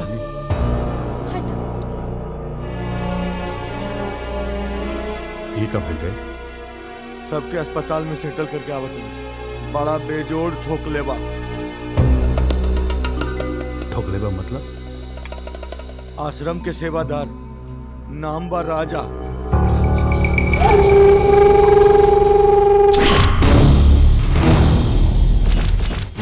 राजा ई लौंडियाबाजी के सीन देख के समझ में आ गई कि देवता समन बाप के राक्षस बेटा ते ही है। भैया से इज्जत से बात करा। जड़ा करा जाए बैठा एकरा मुंह पर थूक के जाइया। ढेर मत बोल, ना तो हमरा से भूतमजी करे के अंजाम तोरा शायद पता नहीं के। हम सिर्फ इतने जाना तानी कि तोरा मौत के अंजाम बहुत बुरा होके वाला बा। ते दारू ना अपने बाप के खून पियत है। ते बेटा ना घिनौना पाप पड़े जे पर पट्टी खाती अपने बाप के बेमौत मारल चाहता रे। कबो दिल से सोचले बड़े कि तोर बाप तोरा के परपति काहे निखन देहल चाहत। देख राजा, हमार एगो बुराई बाकी हम सोचे रही ना, जेमे हमरा खुशी मिलेला वह काम करेला। जवना खुशी के समंदर में बड़े बड़े राजा महाराजा के रजवाड़ा तक ले डूब गए, ओमे तोर परपट्टी बुझबुझी तक ले ना छोड़े। ते दाना दाना खाती मोहताज हो जाई और मंगला पफीक तक ले ना मिले। और ये बात तोर बाबूजी अच्छी तरह से जाना था। उनका भावना के समझे के कोशिश कर, उनका प्यार के महसूस कर। उन्हें खन चाहत कि उनका बेटा भीख मांगे, दर दर के ठोकर खाओ। माई बाप चाहे जैसे भी होगे, लेकिन वो अपने औलाद के हमेशा खुशी चाहेला। लेकिन शायद ही तोरा ना बुझाई। तोरा प्रॉपर्टी के कागजात चाहिए ना, इले। लेकिन बेचे से पहले एक एक पन्ना ठीक से पढ़ ली है। तोर बाप खून पसीना से अपन सपना के एगो घर सजौले बड़े, जे घर राजकुमार सिर्फ ते बाड़े, सिर्फ ते। और ते अपने हाथ से बर्बाद कर चाहता है। हम जाना तानी अपने हाथ से अयासी के कटोरा लेके भीख मांगे के शौक बना, तब बेच दे प्रॉपर्टी। काहे से कि वो बाप के बुढ़ापा के लाठी के सहारा बने के तोरा औकात नहीं के। और हाँ, अस तोहरा वजह से तोर बाबूजी अस्पताल में जिंदगी और मौत से जूझ रहा पड़े। अगर अपने पाप के प्रायश्चित कर चाहता रहे ना, तब बेटा होके कि फर्ज अदा कर दे। एक बार अपने बाप से जाके जरूर मिल ली।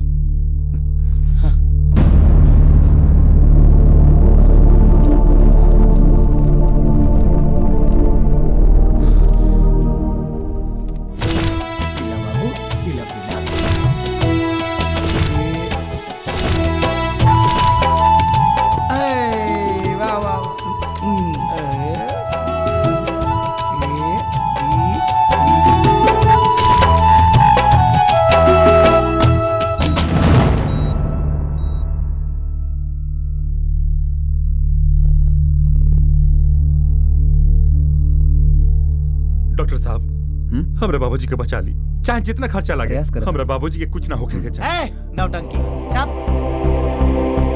अगर पैसा से जान बचे के रहित ना, तो ये अस्पताल में केहू ना मरित। अगर अपना बाबूजी के बचावल चाहता रहे ना, तो जो बस थोड़ा सा प्यार जता दे। जाओ।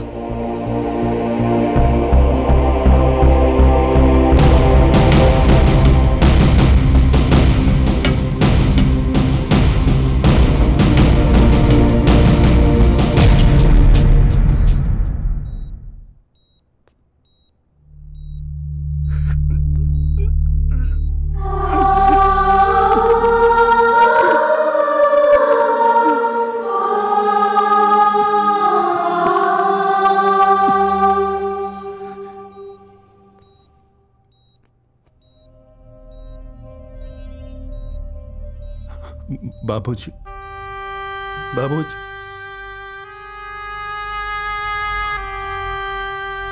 हम आपसे कुछ कहल चाहता नहीं बाबूजी।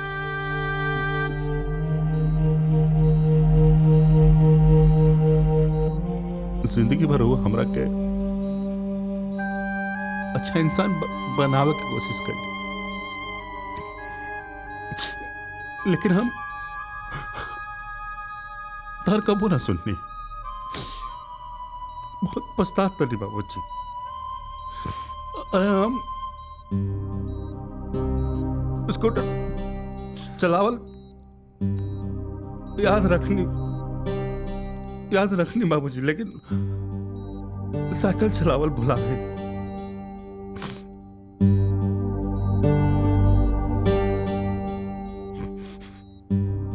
बुढ़ाने बुढ़ावे में हम इतना व्यस्त हुए रहे, राउत देवल शिक्षा भुला गए।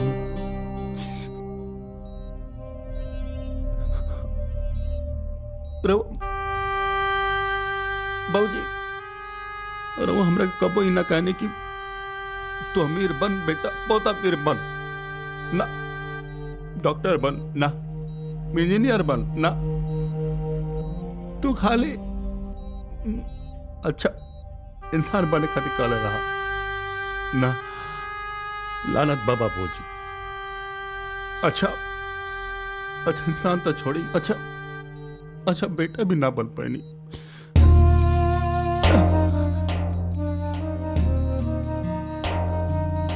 हमरा के कई दफा माफ कैले बानी बाबूजी, लेकिन एक बार और माफ कर दी बाबूजी। हम वादा करते नहीं आपसे बाबूजी कि हम कबो गलत काम ना करब, और वो जोन काम हम हुए करब। बस बाबूजी हमरा के एक बार खाली माफ कर दी बाबूजी, एक बार माफ कर दी बाबूजी।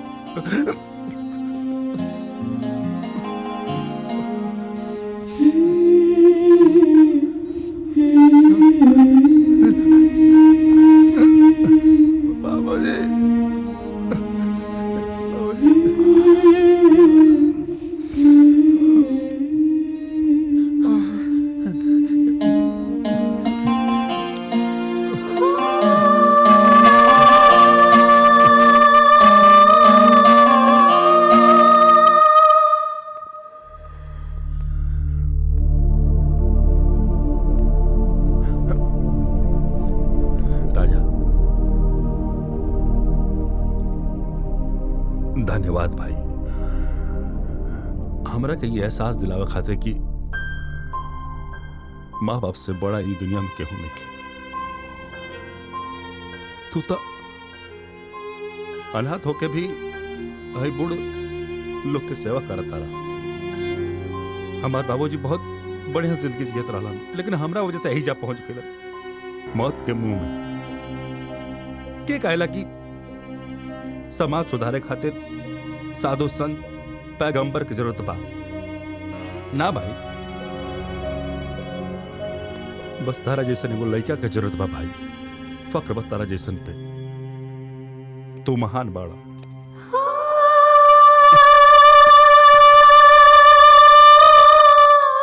बस कोशिश करिए कि अंदर तोहरा बाबूजी के कोनो तकलीफ ना होके। ना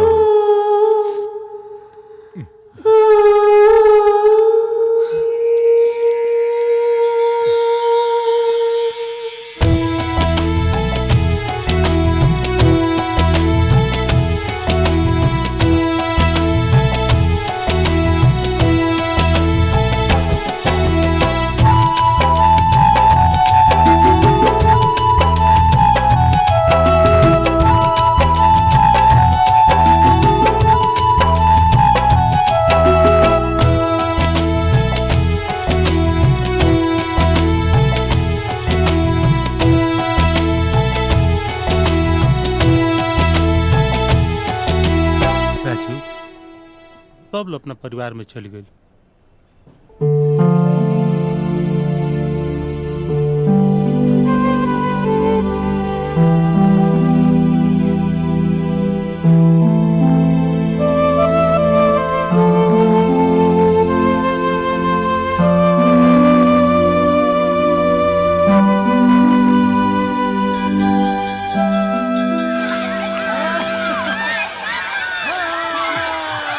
ए सुना तारू सुनाई। हमू सोचता नहीं कि धका धक 1 दर्जन लड़का पैदा कर दी। तो आर का विचार बा? तो चली ड्यूटी पे लग जाए। अरे का करो तानी यही जा सब देखा तारे। तो यो लो तई कमो कैला ही बका हो। ठीक है।